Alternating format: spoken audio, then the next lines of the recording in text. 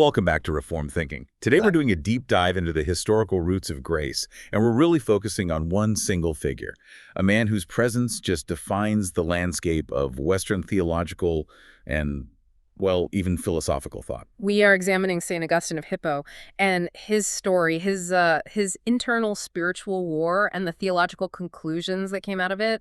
They became the very starting point for some of the most critical doctrines of the 16th century reformers. Specifically, this liberating concept that one source calls his sovereign joy. That's it. So let's set the stage, because understanding the world he lived in is, I think, just crucial. We're starting in the year 410 AD. And you have to try to visualize the sheer civilizational shock of this. Rome, the city that was supposed to be eternal, the capital of the Western world, it hadn't been successfully sacked for almost 1,000 years. And then the Gothic army, led by Alaric, just breaches its defenses. That event, well, it signaled the collapse of the secure, ordered world. The empire had been weakening for years, sure, but this felt like the end of history itself. We have the witness of St. Jerome, writing from Palestine at the time. And his despair just sums it all up. It does. He asks, if Rome can perish, what can be safe? That was the terror of the age. And Augustine was 55 years old when this catastrophe hit. He was already a bishop in North Africa, and he still had 2 decades of ministry left to live through this escalating chaos. And that anxiety, the anxiety of his age, it really fueled his greatest work, The City of God, which sought to give a theological framework for a world where the earthly order had proven hopelessly fragile. So our mission today is to follow Augustine's intellectual and spiritual path, how his wrenching search for peace and truth led him to define the nature of God's grace. We're looking at the sources on his life and doctrine to see how his spiritual wrestling became the root of the Reformation's doctrine of grace, and crucially, how he saw salvation as the restoration of delight in God. What stands out when you look at the scope of Augustine's influence is this sweeping paradox. On the one hand, he's seen as one of the greatest fathers of the Roman Catholic Church. His concepts were later incorporated into the rulings of, say, the Council of Trent. And Vatican I. Yet at the same time, his theological system is the primary source material that defined the Reformation's break from that very structure. And this is where that concept of grace as superior delight helps to resolve that historical contradiction. You see, throughout the Reformation controversy, both sides appealed to his vast body of texts. Constantly. But the question was, which Augustine did they follow? The Reformers, Luther, Calvin, they focused on the later Augustine, the one who elevated God's complete initiating grace. The grace that gives us freedom by implanting a joy in God that overpowers the joy in sin. So you see the battle lines drawn very sharply in the history of doctrine.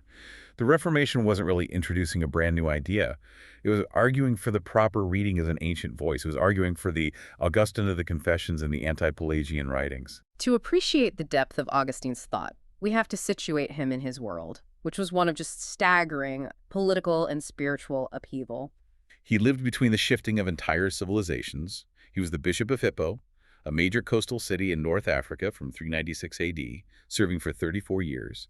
He started his ministry in a relatively stable world. And it ended in the fire of invasion. Exactly. Yeah, his death occurred in 430 AD.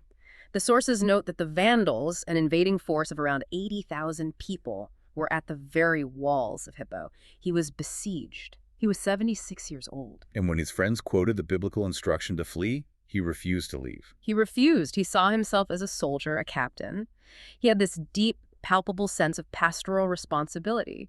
He said no one should dream of holding their ship so cheaply that the sailors, let alone the captain meaning himself, should desert her in a time of peril. He stayed, ministering to his people and praying for the city's deliverance right up until his death.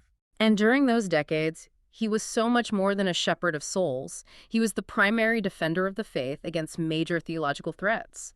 He spent decades repairing what you could call the fences of orthodoxy, and in doing so, created the vocabulary for Western theology for the next 1,000 years. The major threats he battled, they really fall into 3 theological categories that are crucial for understanding his doctrine of grace. The first one, which was deeply personal for him, was Manichaeism. This was the dualistic error, a Gnostic sect from Persia. Augustine was intellectually and spiritually captivated by this group from the age of 19 to 28. And this is where his astonishing honesty in the Confessions just comes through.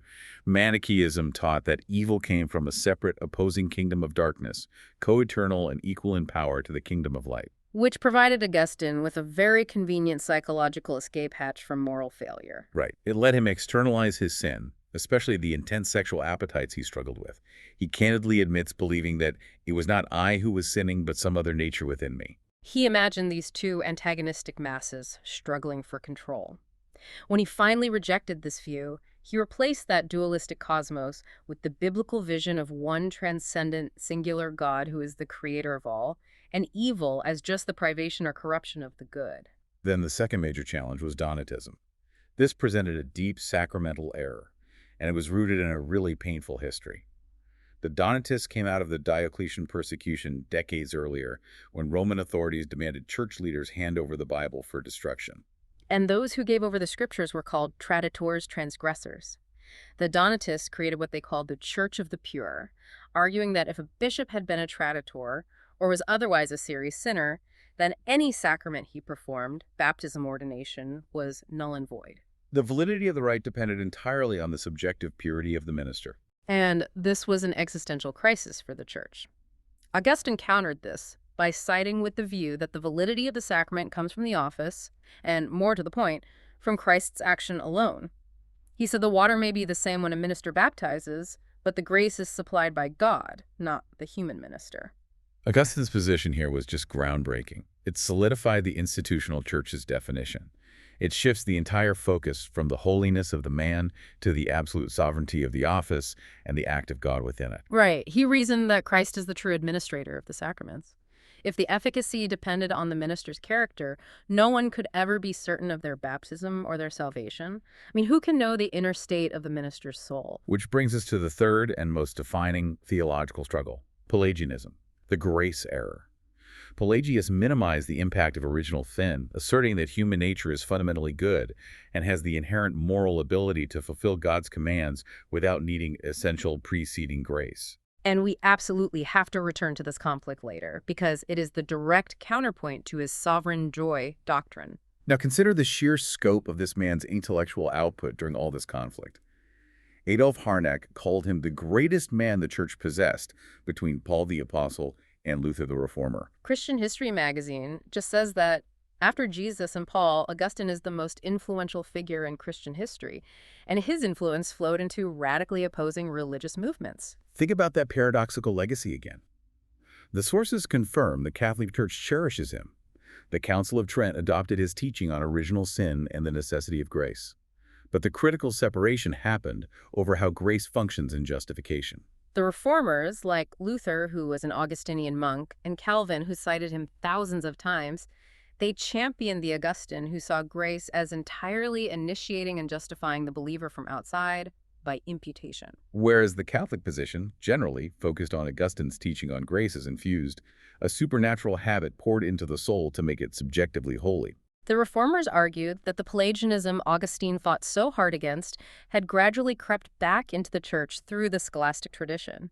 They saw the Reformation as the triumph of Augustine's later full-throated doctrine of grace over the subtle, semi-Pelagian view of human ability that had developed. It was Augustine versus the misinterpretation of Augustine. The man was so immense. His strength was in his ability to synthesize philosophy, psychology, theology. His writings were attractive to thinkers across centuries: Anselm, Aquinas, Luther, Pascal, even secular philosophers who admired his psychological insight.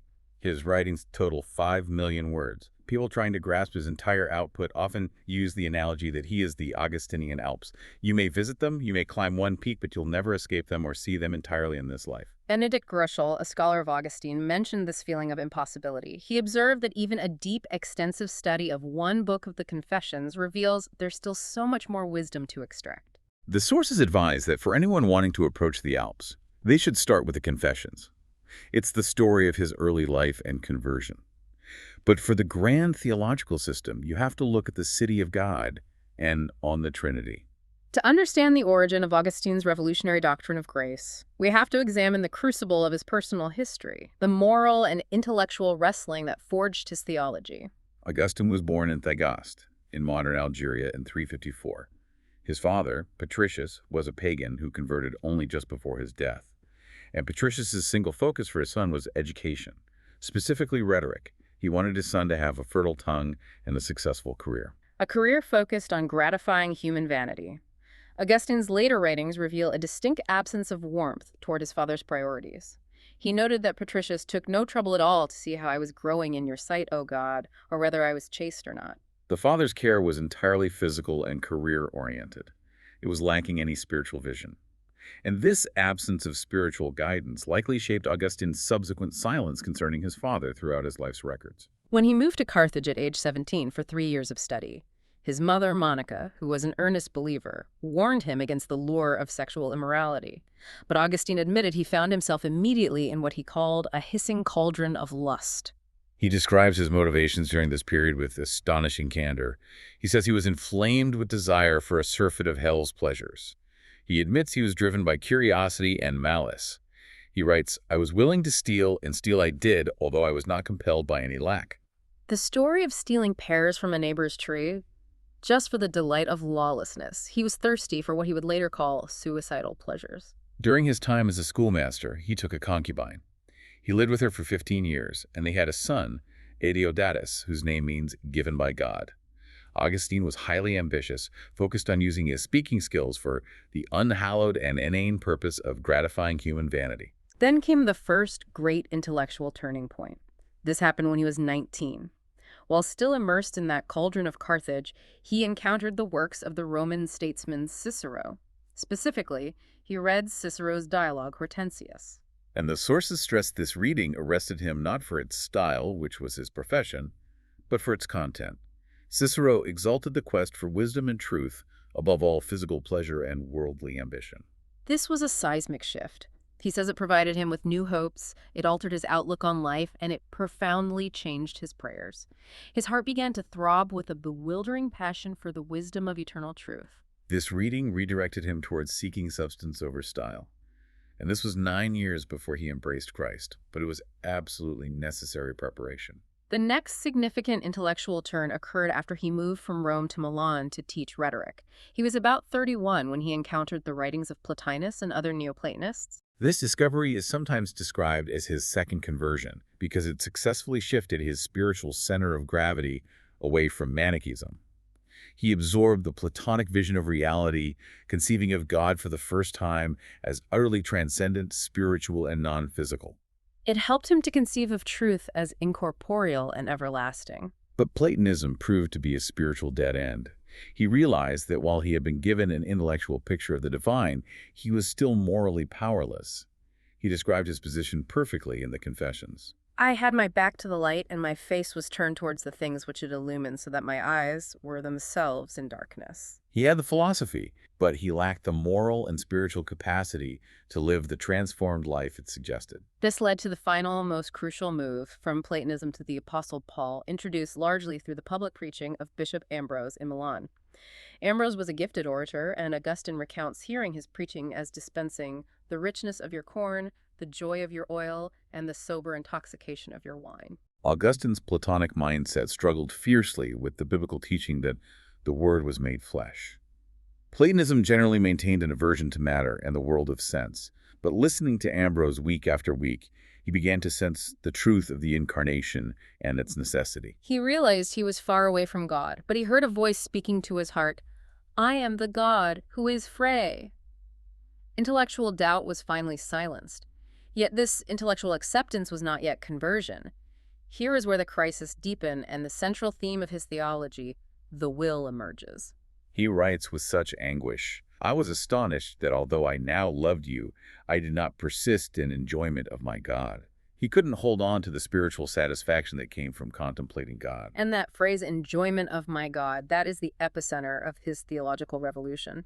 He was drawn by God's beauty, but he was dragged away by his own weight and plunged back into worldly things. He had sensed the fragrance of the fair, but was not yet able to eat it. The core battle was revealed. It wasn't intellectual anymore. It was fundamentally a crisis of the will and of competing pleasures. He knew he was held back primarily by what he called the bonds of woman's love, sexual lust.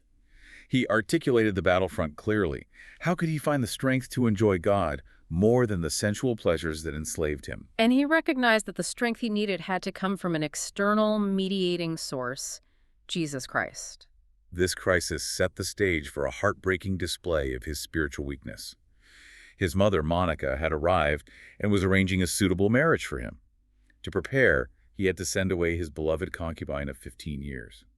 This separation, he says, crushed my heart to bleeding. The concubine, in contrast, vowed never to be with another man. And yet Augustine, trying to be good by his own will, was incapable of matching her moral resolve. He immediately took another mistress. It just illustrates how completely captive his will was to his desires, even when he knew the higher good and was striving for a life of chastity. That failure directly precipitated the Garden Crisis, which happened in late August of 386. He was talking with his friend Alypius about the holiness and radical sacrifice of Antony the monk, and Augustine was just stung by the comparison of his own bestial bondage to the freedom others had found in Christ. The struggle was fierce. He drove himself into the small garden attached to the house, describing it as a conflict where he was his own contestant. He was beside himself, frustrated, crying out, "Why not now? Why not make an end of my ugly sins at this moment?" He was struggling to muster the willpower to cross that divide. In that moment of utter desperation, he began to perceive the gains as far greater than the perceived losses. He saw the chaste beauty of continence in all her serene, unsullied joy, beckoning him to cross over. And standing against her were the mere trifles that plucked at his garment of flesh, whispering, "Are you going to dismiss us? From this moment we shall never be with you again forever and ever." The battle came down to deciding which pleasure was superior, which was more satisfying. He flung himself under a fig tree, weeping, when he suddenly heard the sing-song voice of a child, repeating the refrain, "Take it and read, take it and read." He realized this must be a divine command. He seized the book of Paul's epistles and read the first passage his eyes fell upon, Romans 13:13-14. And the verse was a direct answer to his internal conflict. Not in reveling in drunkenness, not in lust and wantonness, rather arm yourselves with the Lord Jesus Christ, spend no more thought on nature and nature's appetites. He needed nothing more. He finished the sentence, and in that instant he said, "It was as though the light of confidence flooded into my heart and all the darkness of doubt was dispelled." The war was won, not by a sudden application of immense willpower, but by the reception of a superior, new confidence and a transcendent joy that made the old desires seem flimsy and insignificant.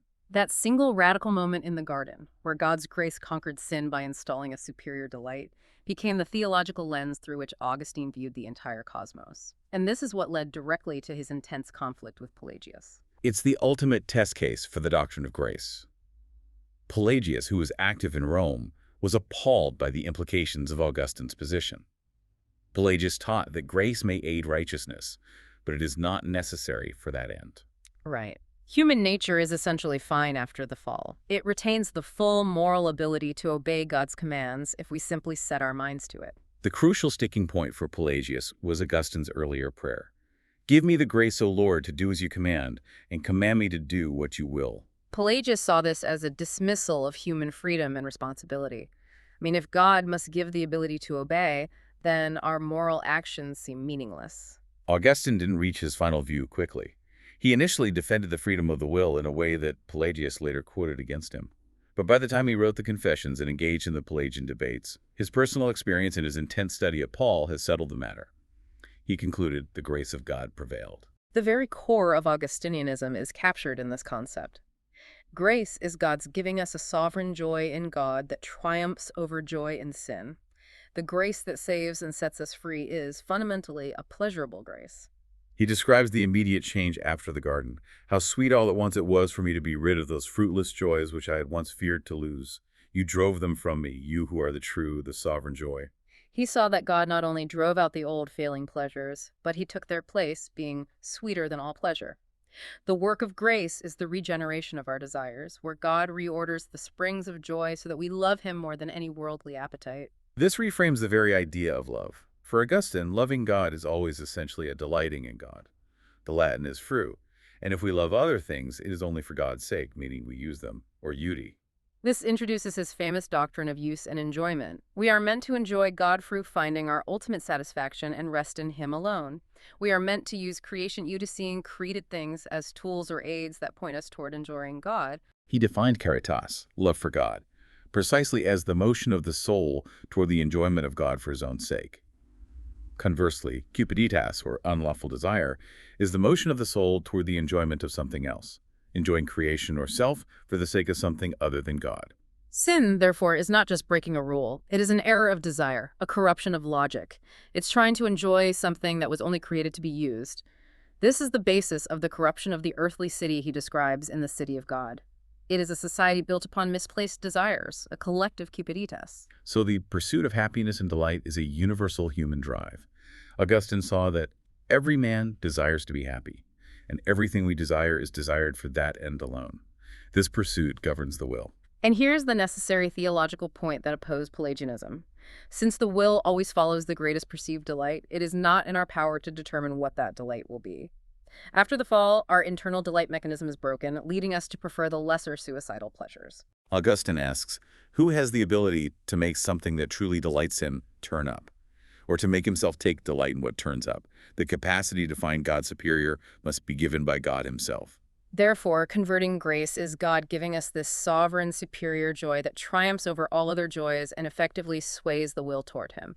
The will remains free to move toward whatever delights it most, but God provides that overriding, victorious delight. This leads to the stark conclusion that absolutely rejects any remaining idea of human autonomy and salvation. A man's free will, indeed, avails for nothing except to sin if he knows not the way of truth. And even once truth is known, unless he also takes delight in it and feels love for it, he cannot live rightly. And that delight, that caritas, he concluded, is supplied because God's love is shed abroad in our hearts, not through a pre-existing free will arising from ourselves, but through the Holy Ghost, which is given to us. The power to will rightly is given with the mercy itself. This is why he insisted that the beginning of a good will is God's gift. This definition changes the very concept of freedom. For Augustine, freedom is not the autonomous will poised in equilibrium between good and evil, the capacity to choose or not choose righteousness. That was the Pelagian ideal. That equilibrium, that constant struggle of choice, is actually a sign of the disintegration of the will in a fallen world. True freedom is transcending that struggle. True freedom is reaching a state where you are so taken captive by the beauty of God and so overwhelmed by his superior satisfaction that the very idea of contemplating a choice between him and evil is no longer a real struggle. Ideal freedom is walking under the continual sway of sovereign joy in God. It is the ability not to sin non posse peccar, which is the state of the saints in glory. The state of Adam before the fall was posse non peccar, able not to sin. The state of fallen humanity is non posse non peccar, not able not to sin. The purpose of grace is to restore us to true, unassailable freedom. So if sovereign joy is the theological foundation for salvation, what does that look like in the day-to-day existence of the Christian life? Augustine saw the whole Christian life as a holy desire, a relentless quest for the fullest joy in God. And since our love and delight must be given by God, we have to ask for it. Therefore, the primary remedy for spiritual coldness, from the human side, is prayer. It speaks volumes that all 350 pages of the Confessions are written as a continuous, sustained prayer. Every sentence is addressed directly to God. This perfectly illustrates Augustine's absolute practical dependence on God for the awakening of love and the reordering of delight. He connected prayer directly to the pursuit of joy through the Gospel of John, specifically 16.24. Ask and you will receive so that your joy may be made full. Prayer isn't just asking for things, it's the path to that fullness of sovereign joy. Augustine learned this posture of patient, desire-driven prayer from his mother, Monica, whose life provides a masterclass in seeking joy through petitions. She prayed tearfully for her unfaithful husband, Patricius, and saw him converted in his last days. And she prayed constantly for her son when he was entangled in Manichaeism and lust.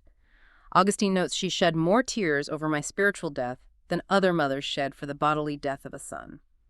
Her tears were driven by an unshakable belief that God was the true, sufficient object of her son's desires. There is that striking, instructive story of Augustine sailing away to Rome against her earnest wishes. She had begged God with tears to prevent his trip, believing Rome would only hasten his moral downfall. God, however, did not grant her specific request. And later she understood why. God, in his wisdom, denied the lesser wish, preventing the voyage, in order to grant the higher wish that was closest to her heart, a converted son. He allowed the trip, but used it as the necessary circumstance for Augustine's eventual meeting with Ambrose and his conversion in Milan. When Augustine finally told her of his new life in Christ, she was jubilant, realizing God had granted her joy far fuller than her dearest wish. This profound parental experience shaped Augustine's own zeal in ministry. His driving passion as a bishop was to help people intellectually see and spiritually feel the all-satisfying supremacy of God. He insisted that happiness is to rejoice in you and for you and because of you. This is true happiness and there's no other. He used his extensive rhetorical training and poetic gifts to articulate what he loved when he loved God. He clarified that when he loves God, it is not the physical melody, the fragrance of spices, or a worldly embrace. He describes this in a famous passage. And yet, when I love him, it is true that I love a light of a certain kind, a voice, a perfume, a food, an embrace. But they are of the kind that I love in my inner self, when my soul is bathed in light that is not bound by space. He uses the sensory vocabulary of pleasure and satisfaction to describe a superior spiritual reality that overwhelms the physical. Augustine's preaching style was a direct result of this delight. It was not detached scholarship. It was the outpouring of his own satisfaction in God. He explained to his congregation that he first went to feed himself from the scriptures so that he could then give them to eat. He found soul food first, then shared it. And he explained that the very coherence and vitality of a speaker's message comes alive through the very joy we take in what we are speaking about. The truth of a theological claim is authenticated by the delight the speaker experiences in it. This delight-centered focus applied to his practical rule on avoiding idolatry in the world. He taught, "He loves thee too little who loves anything together with thee, which he loves not for thy sake." He provides the classic analogy of a man giving his betrothed the ring. If she begins to love the beauty of the ring more wholeheartedly than the betrothed who crafted it and gave it to her, what does that say about the state of her love? The gift, whether it's beauty, talent, wealth, or even intellectual brilliance, is meant to draw love to the giver, not terminate in itself. He acknowledged the world's beauty, the colors of the sea, the wonders of the human body, the intellectual heights of pagan philosophy, but insisted they were mere consolations for unhappy, punished men. They are signposts, not the destination. They point to the superior joys found in God's presence. His instruction to the believer, then, is clear and concise. If the things of this world delight you, praise God for them, but turn your love away from them and give it to their Maker. The ultimate goal is always fruing God, allowing no secondary euter to become primary free. Now we return to the theological core. The contemporary critique cited in our sources is that much of the church today, even segments within Reformed circles, is subtly reverting to a form of practical Pelagianism. This happens when we forget that grace triumphs not just through legal declaration, but through the internal transforming work of superior joy. If we are truly dedicated to Augustine's legacy, we must recover this understanding of sovereign delight. This requires re-examining our classical doctrines of salvation so that every aspect is viewed through the lens of Augustinian satisfaction. That's essential. We must explicitly link Augustine's concept of superior delight to the core doctrines of the Reformation. Let's look at how the experience of sovereign joy restructures our understanding of the 5 points of Reformed theology. Let's start with total depravity. Augustine shows us that this is not simply that humanity is thoroughly bad.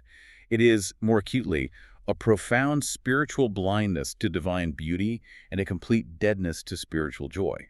Sin is the internal misalignment that causes us to choose what he called suicidal pleasures, lawless, temporary satisfactions that, in the end, destroy the soul.